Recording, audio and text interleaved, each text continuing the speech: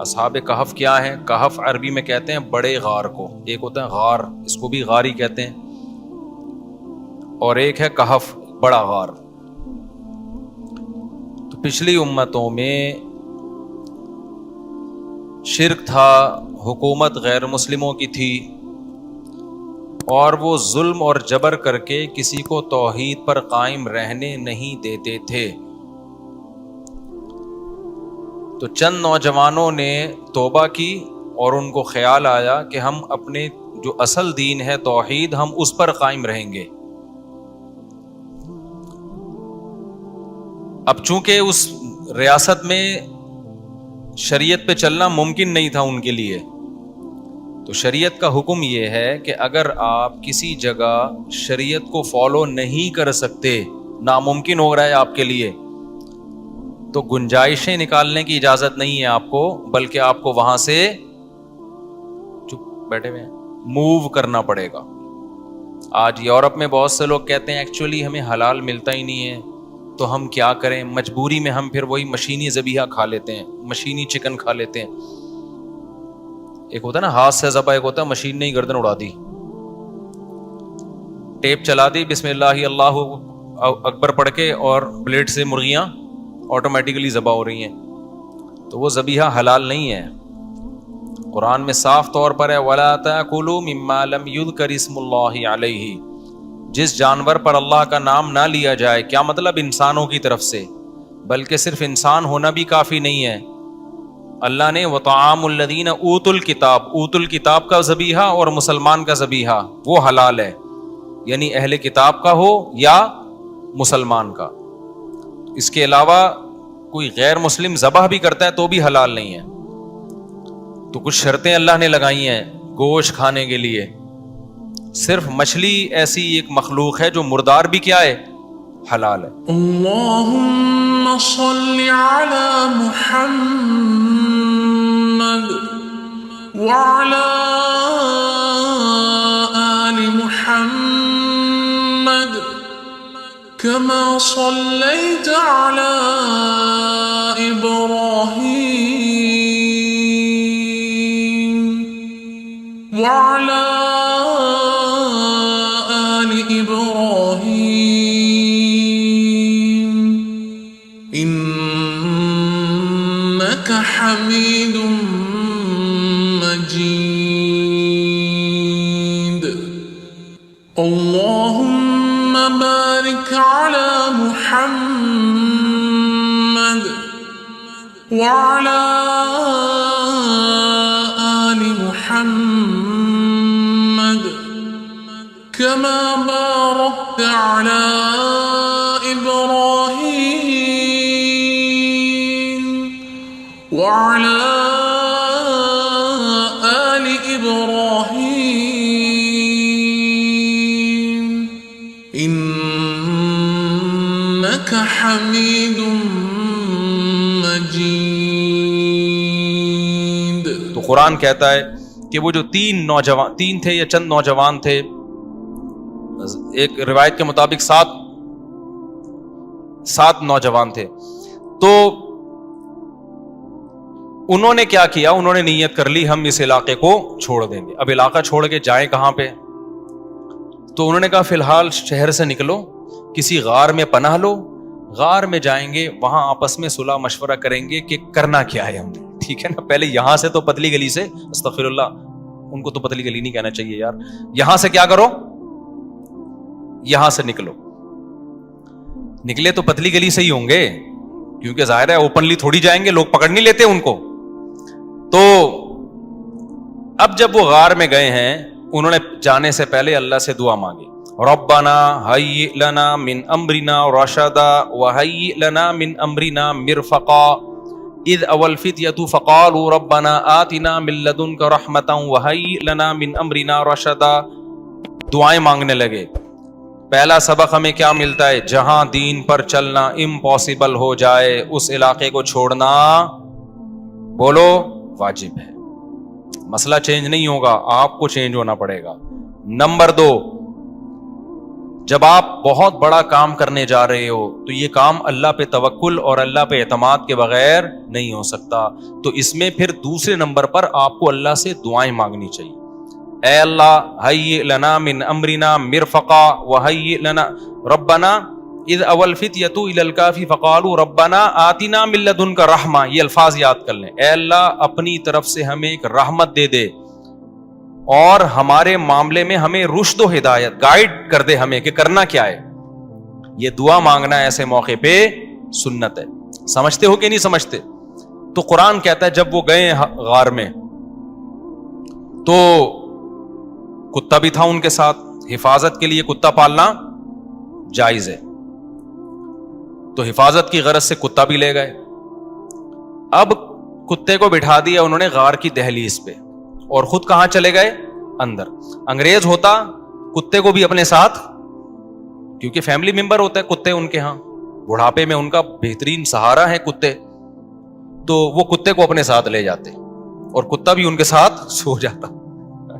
لیکن وہ چونکہ مسلمان تھے ان کو پتا تھا کتے کا استعمال اتنا ہی جائز ہے جتنی شرعی ضرورت. تو یہ دہلیز پہ حفاظت کے لیے تو ہوگا, اتنا فری کرانے کی اجازت نہیں ہے کہ اندر ہمارے ساتھ کھانے میں شریک ہو جائے. کیونکہ آپ یوٹیوب پہ دیکھیں وہاں کتے, ہمارے ایک استاذ لندن گئے, وہ پہلی دفعہ گئے تھے, وہ کہہ رہے ہیں گھر میں گیا تو کتا بیٹھا ہوا ہے سامنے نا بستر پہ, وہ اتنا بڑا کتا زبان باہر کر رہے ہیں, میں تو ڈر کے باہر آ گیا. میں نے کہا بھائی یہ کیا کر رہا ہے؟ بستر پہ بیٹھا ہوا ہے کتا. تو کہہ رہے میں ڈر گیا, میں نے یہ کیا؟ انہوں نے کہا بھائی یہ ایسے ہی ہوتا ہے یہاں. خیر, اور جو فیملی پلاننگ والوں کی کوشش ہے نا بچے کم, تو یہ سمجھ لو کہ ہمارے گھروں میں بھی عنقریب کتے آنے والے ہیں. یا تو کتا پال لو یا انسان پیدا کر لو, تو یہ آنے والا ہے. یہ رپورٹ ہے, یورپ ہی کی رپورٹ ہے 100 سال پہلے کی, کہ یورپ میں جو بہت زیادہ جانور پالنے کا رواج آیا ہے نا, یہ جب ہی آیا جب ان کی گروتھ ریشو انہوں نے کم کیا ہے, تو پھر یہ بہت کتے متے بلے آ گئے, بلیاں کم آئی, کتے زیادہ آئے ہیں. خیر, تو اب جب وہ اندر گئے ہیں تو اللہ کی قدرت دیکھو, اللہ نے کو ان کا توکل, اللہ کو ان کی قربانی اتنی پسند آئی کہ اللہ نے کہا کہ تم یہاں کدھر سفر کر کے کہاں جاؤ گے, میں ایسا کرتا ہوں تمہیں سلا دیتا ہوں اور 309 سال کے بعد اٹھاؤں گا تمہیں میں. اللہ کے علم میں یہ بات تھی کہ اس دوران اس حکومت کا تختہ الٹ جائے گا اور یہاں کوئی اسلامی حکومت آ جائے گی. یہ نبی صلی اللہ علیہ وسلم سے پہلے کا واقعہ. اسلامی میں اس سینس میں کہہ رہا ہوں کہ حق کی حکومت, ورنہ اس وقت تو عیسائی حکومت یا یہودی حکومت ہوگی نا. اب جب یہ سوئے ہیں تو قرآن کہہ رہے ہم نے ان کے کتے کو باہر بٹھا دیا اور جاگتا رہے وہ 309 سال, اور ایسا روب کہ کوئی باہر آئے نہ گزرے تو اس کو ڈر کے کتا مجھ پہ حملہ نہ کر دے. لو اطلعت علیہم لولیت منہم فرارا ولملیت منہم رعبا. اللہ کہتے ہیں اے مخاطب اگر تو جاتا نا, ایسا روب تھا کہ تو بھاگ جاتا وہاں سے. تو اللہ نے یہ انتظام کیوں کیا؟ تاکہ ان کی طرف کوئی بڑھنے کی کوشش نہ کرے. اب کیا ہوا ہے؟ قرآن کہتا ہے وَإِذَا طَلَعَتْ وَتَرَى الشَّمْسَ إِذَا طَلَعَتْ تَزَاوَرُ عَنْ كَهْفِهِمْ. سلایا اللہ نے اس انداز سے کہ سورج کی روشنی ڈائریکٹ ان کے اوپر جسم پہ نہیں پڑ رہی, کیونکہ سورج کی تیز تپش بھی انسان کی باڈی کو خراب کر دیتی ہے. ایسا بھی نہیں ہے کہ اندر روشنی نہ جائے, وائٹامن ڈی ہی نہ ملے, اور ایسا بھی نہیں ہے کہ ڈائریکٹ سورج کی تپش سے باڈی خراب ہو جائے. ایک خاص انداز سے سورج کے زاویے, وہ سورج نکلتا غروب ہوتا نکلتا غروب ہوتا. وَنُقَلِّبُهُمْ ذَاتَ الْيَمِينِ وَذَاتَ الشِّمَالِ, اور ہم ان کو کروٹیں بھی دلاتے رہتے ہیں تاکہ ایسا نہ ہو کہ زمین کھا جائے. بھائی ایک ہی جگہ پڑے رہو گے, اگر آپ سوئے اور اٹھے ہی نہیں, 1 دن 2 دن 3 دن 4 دن 5 دن 6 دن, تو ایک دن کیا ہوگا زمین میں آپ کیا ہو جاؤ گے؟ غائب. تو اللہ کہتے ہیں ہم ان کو کروٹیں بھی دلا رہے تھے. اب دیکھو اللہ کے کام دیکھو, 309 سال کسی انسان کے لیے سونا ممکن نہیں ہے, لیکن اللہ نے جب سنا کہ ایک قدرت کو ظاہر کیا تو اب اللہ باقی تمام چیزوں میں اسباب ہی اختیار کر رہے ہیں. اللہ یہ بھی تو کر سکتے تھے ایک کروٹ پہ 300 سال سلا دیتے اور زمین کو ان کی باڈی کھانے نہ دیتے, یہ کر سکتے تھے نا, لیکن نہیں. 309 سال سنا کے تو اپنی قدرت ظاہر کرنی تھی, باقی سارے کام کیسے ہوں گے؟ اسباب کے تحت ہوں گے. اللہ یہ بھی کر سکتے تھے کہ 309 سال سلاتے, سورج کی کرنیں ना आती उनके ऊपर और अंधेरे में ही विटामिन डी उनको मिलता रहता। ना ना ना ना, जहां तक असबाब से काम होगा, अल्लाह भी क्या इख्तियार करते हैं? असबाब इख्तियार करते हैं। तो जब अल्लाह भी असबाब ही इख्तियार करते हैं, तो मैं और आप कौन होते हैं जो असबाब इख्तियार किए बगैर अल्लाह पे तवक्कुल करना शुरू कर दें? कमा रानी है, अल्लाह खिलाएगा। सेहत का ख्याल करना नहीं, अल्लाह, अबे कुछ नहीं होता लड्डू वड्डू खाने से। ये बातें होती है ना आजकल दीनदारों की। ओ भाई तेरे को शुगर है, तू 3 लड्डू क्यों खा रहा है? अबे मौत देने वाला कौन है? अल्लाह है। जिंदगी मौत लड्डू के हाथ में नहीं है। जिंदगी मौत किसके हाथ में है? लड्डू? किसके हाथ में है जिंदगी मौत? अल्लाह के हाथ। ये दीनदारों को हमने सुना है। हालांकि जब आपका वेट बढ़ा हुआ है, आपको शुगर है, तो लड्डू आपके लिए जानलेवा हो सकता है। ऐसे मौके पे ये तवक्कुल की बात करना ये शरीयत के खिलाफ है। तो अल्लाह भी देखो असबाब ही इख्तियार कर रहा है। हदीस में आता है कि हजरत ईसा अलैहिस्सलातु वस्सलाम जब आसमान से नाजिल होंगे, अब पता नहीं इतनी ऊपर से जमीन पे आएंगे, ये असबाब के खिलाफ है ना ये बात। इंसान के लिए तो मुमकिन नहीं है। जब आप जमीन के खौल से बाहर जाते हैं, ऑक्सीजन ही खत्म हो जाती है, जिंदा रहना मुमकिन नहीं है। लेकिन ईसा अलैहिस्सलाम को अल्लाह ने अपनी कुदरत से जिंदा रखा हुआ है। जब कुर्बे क़यामत में दिमिश्क में ईसा अलैहिस्सलाम आएंगे, तो हदीस में आता है कि इमाम महदी शाम में नमाज के लिए खड़े हुए होंगे, असर की नमाज के लिए मुसल्ले पे। मीनार है, उस पे कौन नाजिल होगा? हजरत ईसा अलैहिस्सलाम। तो मीनार से फिर सीढ़ियां लगाई जाएंगी हजरत ईसा के उतरने के लिए। अब कमाल की बात है, अल्लाह वहां से यहां तक आ गए, थोड़ा सा तो रह गया फासला। छोड़ो यार, तुम लोग की समझ में नहीं आ रहा। अबे सवाल पैदा होता है कि जब उधर से इधर तक आ गए तो थोड़ा सा तो रह गया है ना। अब यहां सीढ़ियां क्यों लगाई जा रही हैं? भाई दुनिया क्या है? दारुल असबाब है। उधर सीढ़ियों से जाना मुमकिन नहीं था, वो अल्लाह अपनी कुदरत से ही ले गया। ये दुनिया दारुल असबाब है, यहां पे क्या लगेंगी? सीढ़ियां लगेंगी। वहां से नीचे उतरेंगे, इतने बड़े बड़े बाल होंगे जिनसे पानी बह रहा होगा। क्योंकि हजरत ईसा अलैहिस्सलाम को जब सूली पे लटकाया जा रहा था, उस वक्त आपने गुस्ल किया था, तो अल्लाह ने उनकी शक्ल का कोई आदमी कर दिया और ईसा इब्न मरियम को आसमानों पे उसी हाल में उठा लिया। और कुर्ब क़यामत में जब नाजिल होंगे तो इसाबतुन तग़ज़ू मा ईसा इब्न मरियम, नबी ने फरमाया मेरी उस उम्मत के लिए जन्नत की जमानत है जो ईसा इब्न मरियम के साथ मिलके जिहाद करेगी। हजरत ईसा ने आते ही क्या करना है? जिहाद करना है। तो और फिर ऐसा जिहाद होगा, इम्मल इस्लाम व इम्मत सैफ, या तो इस्लाम है या तलवार है, बीच का कोई रास्ता नहीं है। और तुक़ातिलून अल यहूद, सबसे पहले लड़ाई किससे होगी? यहूद से होगी, ईसा इब्न मरियम की। क्योंकि यहूद ने आपको कत्ल करने की कोशिश की थी, तो अल्लाह ताला ईसा इब्न मरियम ही के जरिए उनसे इंतकाम लेंगे। खैर, अब ऐसा ना हो कल वो इमाम मेहदी आ जाए। आजकल मार्केट में इमाम मेहदी के नाम पे मंजन निकल रहा है, हर थोड़े दिन में कोई मेहदी। मेरे वालिद साहब एक वाकया बताया करते थे, हमारी महल्ले की मस्जिद में ना एक आदमी बहुत नेक था, इबादत करते करते ना उसकी खोपड़ी घूम गई ऊपर से। बाज़ लोग बहुत ज्यादा इबादत करते हैं, दिमाग खुश्क हो जाता है, खुराक होती नहीं है, हंसी मिजाह की कोई बात ही नहीं होती, तो ऊपर से सेटिंग क्या हो जाती है? आउट। तो उसकी सेटिंग आउट हो गई। बुरा नहीं था वो, मेरे वालिद साहब के पास आया, कहने लगा, मेरे वालिद साहब को लोग हाफिज साहब कहते थे, हाफिज साहब एक बात आपसे करना चाहता हूँ, आप जरा नेक आदमी लग रहे हैं, सिर्फ आपसे करूंगा, किसी और से नहीं।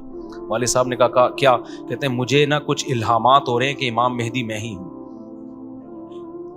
वालिद साहब हमें ये वाकया सुना रहे थे, कहते हैं कि मैंने उससे कहा कि बस मुझे बता दिया, मेरे अलावा किसी को कतन नहीं बताना, वरना हालात का मैं जिम्मेदार, कोई भी पेल देगा, सही है ना। तो बस ये मुझे बता दिया ना, बस ये हम दोनों के राज की बात है और अल्लाह को पता है, किसी तीसरे को बताने की बिल्कुल भी जरूरत नहीं। फिर वालिद साहब ने उसको बोला, भाई तू थोड़ा सा वज़ाइफ ना कम कर दे, थोड़ा सा नॉर्मल लाइफ में आ जा, इंसान का बच्चा बन जा, तेरी खोपड़ी क्या हो रही है? सेटिंग हो। तो बहुत से इमाम मेहदी इस चक्कर में बने हैं, होते नहीं है। तो जब इमाम मेहदी ने आना होगा ना, तो सबसे पहली बात ये कि वो मेहदी होने का दावा नहीं करेंगे, उनको लोग कहेंगे कि आप मेहदी हैं। उनमें अलामतें देख के उलमा उनसे खुद कहेंगे, सारे पीछे पड़ जाएंगे कि आप मेहदी हो। समझते हो कि नहीं समझते हो? तो जो खुद से मेहदी होने का दावा करे वो तो मेहदी हो ही नहीं सकता। और जब इमाम मेहदी होंगे तो ईसा इब्न मरियम नाजिल होंगे। जिसके दौर में ईसा नाजिल नहीं हो रहे, इसका मतलब वो मेहदी है ही नहीं। तो हदीस में आता है हजरत मेहदी मुसल्ले पे खड़े होंगे, तो हजरत ईसा अलैहिस्सलाम आएंगे, तो वो हजरत मेहदी उनको मुसल्ले पे आगे करेंगे कि आप नमाज पढ़ाएं। लेकिन हजरत ईसा अलैहिस्सलाम کس کے حوالے کریں گے مصلی کہ یہ نماز آپ ہی پڑھائیں گے؟ کیوں؟ مجھے اللہ نے نماز پڑھانے کے لیے نہیں، مجھے کس کے لیے بھیجا ہے؟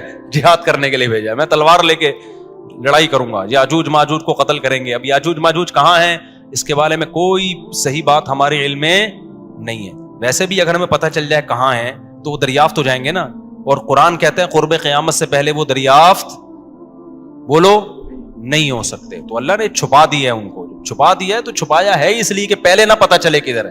کچھ لوگ کہتے ہیں یہ چائنیز ہیں، کوئی بھروسہ نہیں ہے ویسے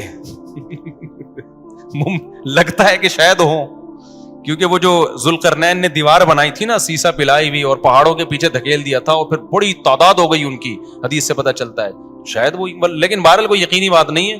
تو یاجوج ماجوج ایک بڑی طاقتور قوم ہوگی جس کو حضرت ذوالقرنین نے سورہ کہف میں اس کا بھی تذکرہ ہے، پہاڑوں کو بند کر کے ان کو دھکیل دیا، کہیں چھپا دیا ان کو. تو قرب قیامت میں وہ نکلیں گے اور پھر دنیا میں تباہی مچائیں گے، اور پھر ان کو کون قتل کرے گا؟ حضرت عیسیٰ علیہ السلام. تو وہ ابھی نہیں نکلیں گے، جب نکلیں گے تو ان کا ابھی دریافت بھی نہیں ہو سکتے وہ. باقی وہ کچھ کہتے ہیں مریخ میں، کچھ کہتے ہیں کہاں ہیں، ہمیں نہیں پتہ کہاں ہیں. بہرحال بظاہر تو لگتا ہے زمین میں ہی ہے، کیونکہ ذوالقرنین جو گئے تھے مشرق اور مغرب شمال جنوب کا انہوں نے سفر کیا، اسی زمین میں کیا تھا سفر. تو واللہ عالم. ہمیں بس اجمالی طور پر ان چیزوں پہ ایمان لانا ضروری ہے. ان کی ڈیٹیل ہمیں بتائی نہیں گئی ہے تو ہمیں ڈیٹیل میں جانے کی اجازت نہیں ہے. باقی قیاس آرائیاں ہوتی ہیں، صحیح بھی ہو سکتی ہیں، غلط بھی ہو سکتی ہیں. اچھا، تو میں یہ عرض کر رہا تھا کہ 309 سال وہ سوئے ہیں. وَنُقَلِّبُهُمْ ذَاتَ الْيَمِينِ وَذَاتَ الشِّمَالِ. اللہ کہتے ہیں ہم ان کو پلٹتے تھے، اب ادھر کو کروٹ لے کے سوچو، اب ادھر. وَكَذَلِكَ بَعَثْنَاهُمْ. 309 سال کے بعد ان کو اللہ نے جگایا. پوری حکومت بدل گئی، پوری حکومت کا تختہ پلٹ گیا. اب جب 309 سال کے بعد اٹھے ہیں تو پیٹ کمر سے چپکا ہوا ہے، ٹھیک ہے نا، بھوک لگ رہی ہے ٹائٹ والی. تو کیا کہتے ہیں؟ کم لبستم. پہلے آپس میں کہنے لگے ہم کتنا سوئے ہیں، ہم کتنا سوئے. ایک نے کہا لبثنا یومن او بعض یوم، یا تو پورا دن سوئے ہیں، کیونکہ سورج جب ہم سوئے تھے تو یہاں تھا، اب یہاں ہیں. لیکن جب یہاں ہیں تو اس کا مطلب پورا دن تو نہیں سوئے ہم، پورا چکر تو ہو جانا چاہیے تھا نا. مثال کے طور پر وہ سوئے تھے مغرب کے وقت اور آنکھ کھل رہی ہے اشراق کے وقت. اب کنفیوز ہو رہے ہیں نا کہ یار اگر ہم تھوڑا سوئے ہیں تو یہ تو ہمیں لگ رہا ہے بہت زیادہ سوئے ہیں، 24 گھنٹے سے زیادہ تو سو نہیں سکتا کوئی. تو کہنے لگے یا تو ہم پورا ایک دن سوئے ہیں یا شاید اس سے کم سوئے ہیں. کم سونے پر یہ اعتراض ہو رہا ہے کہ نیند تو بڑی شاندار طریقے سے پوری ہوئی ہے، 4-6 گھنٹے میں ایسی ہوتی نہیں ہے. اور اگر زیادہ سوئے ہیں تو سورج جب ہم سوئے تھے وہ یہاں تھا، اب یہاں ہے، تو یہ تو 24 گھنٹے بھی پورے نہیں ہوئے. کیونکہ ان کا کیا خیال ہے کہ یہ 300 دفعہ پلٹ کے سورج آ چکا ہے. جب کافی دیر ان کی بحث ہوئی تو کہنے لگے ربکم اعلم بکم. اللہ ہی جانتا ہے بھائی کتنا سوئے ہیں، اس بحث سے کوئی فائدہ نہیں ہے، ابھی تو روٹی کی فکر کرو. فبعثوا احدکم بورقکم. یہ سکہ رائج الوقت لے کے جاؤ اور روٹی لے کر آؤ. اب دیکھو یہاں بھی وہ اللہ پہ توکل کر سکتے تھے کہ ہم جا رہے ہیں، پیسے لے جانے کی ضرورت نہیں ہے، ہم نے اللہ کے لیے قربانی دی ہے، کھلائے گا کون ہمیں؟ اللہ. نا بھائی، اللہ نے کہا ہے جتنے اسباب اختیار کر سکتے ہو کرو.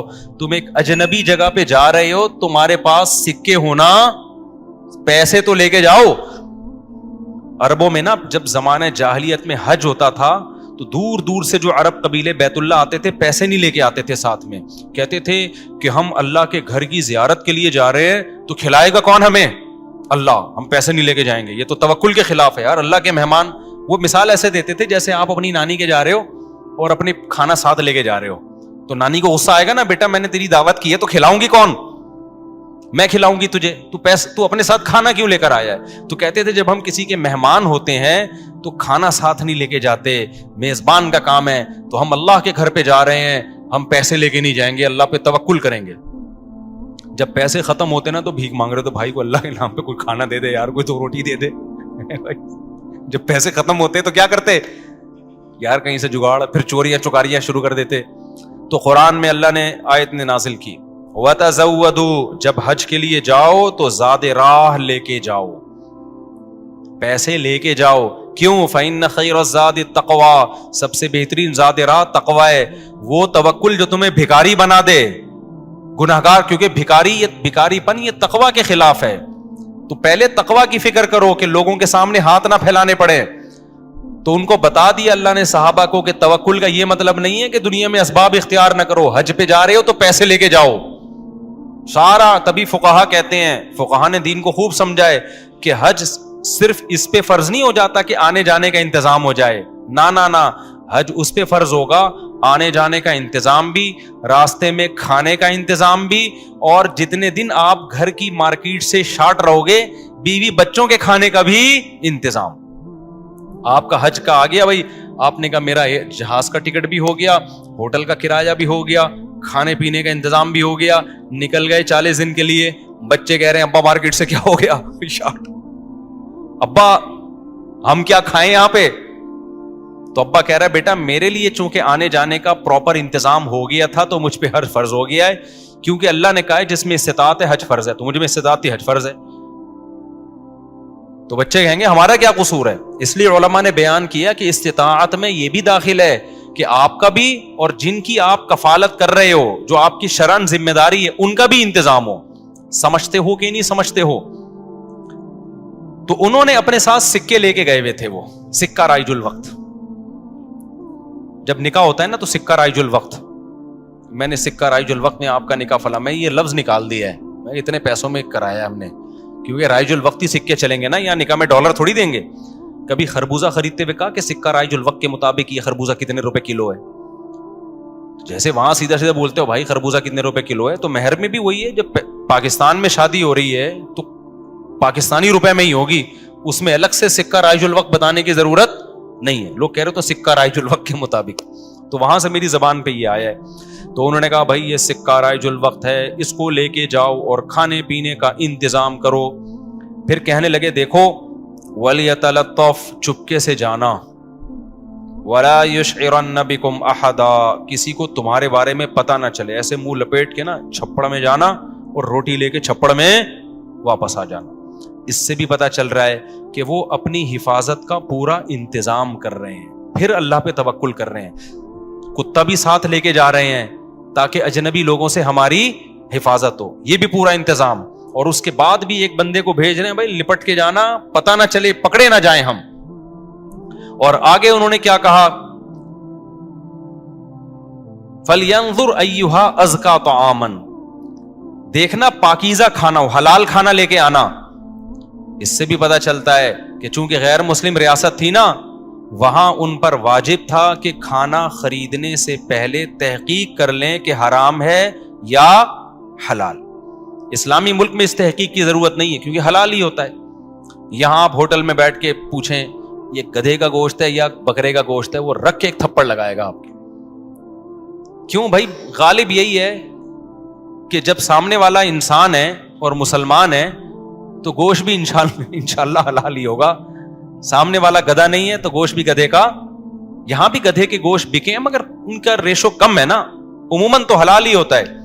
لیکن جب آپ غیر مسلم ریاست میں جاتے ہیں, پھر جب بھی آپ کوئی چیز خریدیں گے تو آپ پر تحقیق کرنا واجب ہے, بھائی یہ حلال ہے یا نہیں. میں یورپ میں جہاں بھی ہوٹل میں جاتا تھا پہلے پوچھتا تھا ابے یہ مرغی حلال ہے کہ حرام ہے, وہ کہتا تھا حلال ہے. کیسے پتا چلا حلال ہے؟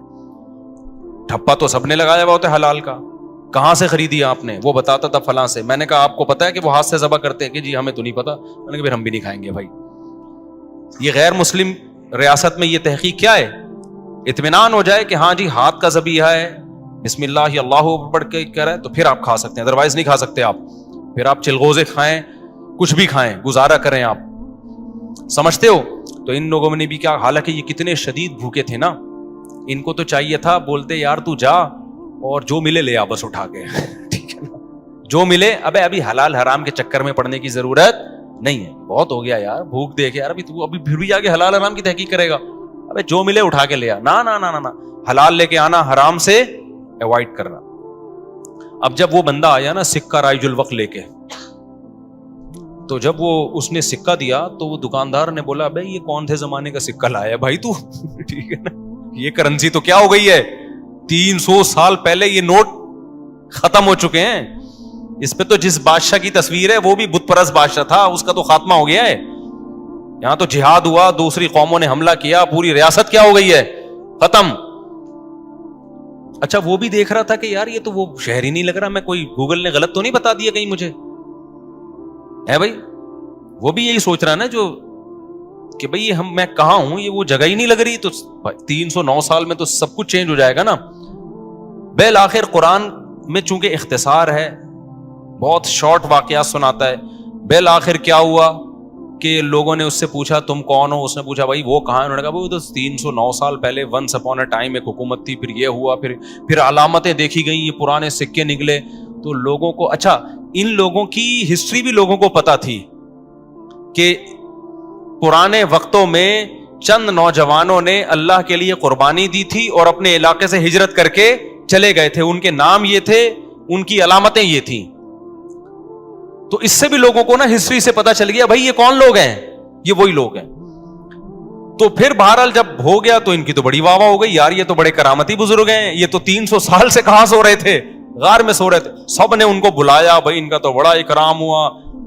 میں اب آگے میں اپنے اسٹائل میں بیان کر رہا ہوں, قرآن میں نہیں لکھا ہوا, جو ہوتا ہے ایسے موقع پہ بھائی دم کر دیں, ہمارے وہ گنجے کے بال نہیں آ رہے, حضرت اس کے سر پہ دم کر دیں, اس کی شادی نہیں ہو رہی, اس کے لیے دعا کر دیں, اور یہ بچہ مولوی صاحب میرا بچہ انسان کا بچہ بن جائے. ہم نے جب پیدا کیا تھا اس وقت انسان تھا, لیکن اب جو رپورٹ ہے اس کے مطابق یہ جو شکایتیں آ رہی ہوتی ہیں, کوئی پھونک لگا دیں, کوئی تبلیغ میں نکال دیں, کوئی نصیحت کر دیں, جو بھی ان کا اتنی عزت ہو گئی, پھر انہوں نے وہ سب آ گئے اور ان کی بڑی, جو اللہ نے نا ان کی دعا ایسے قبول کی کہ بجائے ہجرت کرنے کے انہی کے وطن کو ان کے لیے سوٹیبل بنا دیا. اور بالآخر ایک وقت کے بعد ان کی طبعی موت ہوئی. تو اب لوگوں میں جھگڑا ہو گیا, بھائی ان کی موت واقع ہو گئی ہے, تو یہ چونکہ ایک بڑا تاریخی واقعہ ہوا ہے نا, اس واقعے کو محفوظ رکھنا. ہسٹری تو ہر ایک چاہتا ہے نا محفوظ ہو, اور وہ ہسٹری جس میں کوئی سبق ہو. تو کسی نے کہا ہم قبہ بنائیں گے, کسی نے کہا ہم کیا بنائیں گے, لیکن جو غالب لوگ تھے, جن کو اللہ نے غلبہ دیا تھا, انہوں نے کہا لنتخذن علیہم مسجدا, ہم ان کے غار, کہا جاتا ہے کہ اسی غار میں ان کو دفن کیا گیا, جس غار میں انہوں نے زندگی گزاری نا, ہم ان کے غار کے قریب ایک مسجد بنائیں گے تاکہ اس مسجد میں نماز بھی ہو, عبادت بھی ہو, عقیدہ توحید بھی زندہ رہے, کیونکہ انہوں نے قربانی توحید کے لیے دی تھی, اور مسجد توحید کا سب سے بڑا ذریعہ ہے. مسجد بتاتی ہے کہ صرف اللہ کو پکارا جائے گا, تو انہوں نے پھر وہاں مسجد بنا دی. تو اب بعض لوگ اس سے کہتے ہیں, اس سے پتہ چلتا ہے مزاروں پہ مسجدیں بنانا جائز ہیں. نہ, اس وقت ان کی قبر کے قریب مسجد بنائی گئی تھی توحید کو زندہ کرنے کے لیے. اب قبروں پہ مسجد بنانے سے توحید کا بیڑا غرق ہوتا ہے, اب شرک اور بت پرستی پھیلتی ہے اس سے. اس لیے علماء کہتے ہیں اب قبرستانوں میں مسجدیں نہیں بنائی جائیں گی. ان کی نیت کچھ اور تھی, آج کچھ اور ہونے لگتا ہے, آج قبروں کو سردہ ہونے لگتا ہے وہاں پہ, اس لیے آج بنا کیا جائے گا اس عمل سے. سمجھتے ہو کہ نہیں سمجھتے؟ تو اس واقعے میں ہمیں کیا سبق ملتا ہے؟ اس واقعے سے ہمیں سبق ملتا ہے کہ جو اللہ کے لیے قربانی دیتا ہے اللہ اس سے غافل نہیں ہوتا, اللہ غیب سے اس کی مدد کرتا ہے.